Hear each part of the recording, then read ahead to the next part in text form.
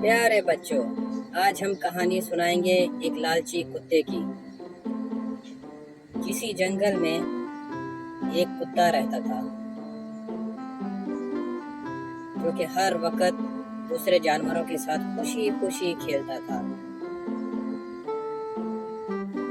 اور کتا اس جنگل میں بہت خوش تھا۔ کبھی اچھل کود کر یہاں جاتا، کبھی اچھل کود کر دوسری جگہ چلا جاتا، کبھی گلہری کے ساتھ کھیلتا، کبھی دوسرے جانوروں کے ساتھ کھیلتا۔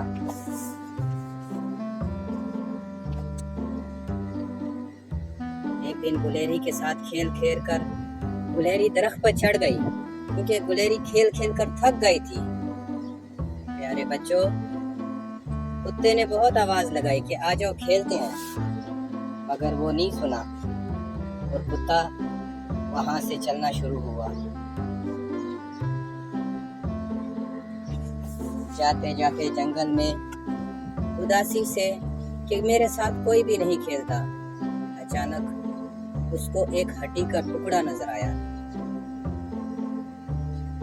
ہڈی کا ٹکڑا بڑا تھا۔ کتے نے کہا، ہائے رے، آج تو قسمت ہو گئی، آج تو ہڈی کا ٹکڑا مل گیا۔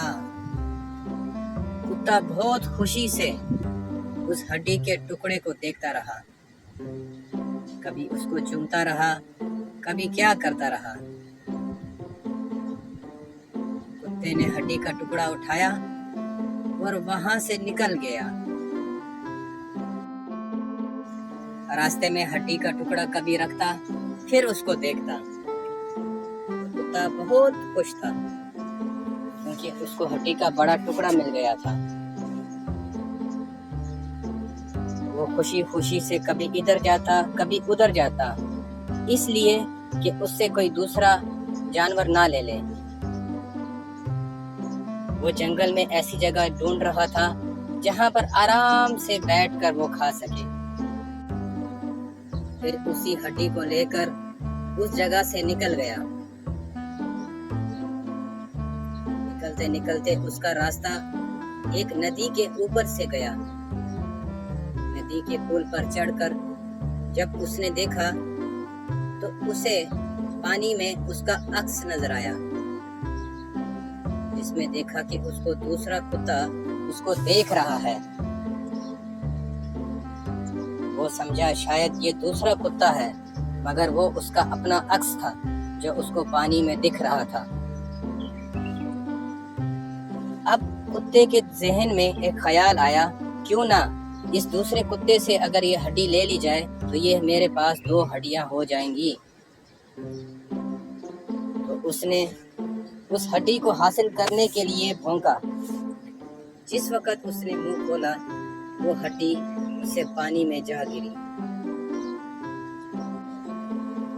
پانی میں گرنے کے بعد کتا اداسی کی حالت میں پانی کو دیکھتا رہا کہ کیسے یہ ہڈی میں باہر نکالوں، لیکن افسوس کہ ہڈی باہر نہیں آ سکتی تھی۔ اب وہ بہت پریشان تھا اور اپنے سر پر اٹھ رہا تھا، لیکن کیا فائدہ، لالچ کیا اور ہڈی کو گوا بیٹھا۔ اب ذہن میں سوچ رہا تھا کہ یہ میں نے کیوں کیا، ایسا کیوں کیا۔ پیارے بچوں، آپ نے دیکھا لالچ کتنی بری بلا ہے۔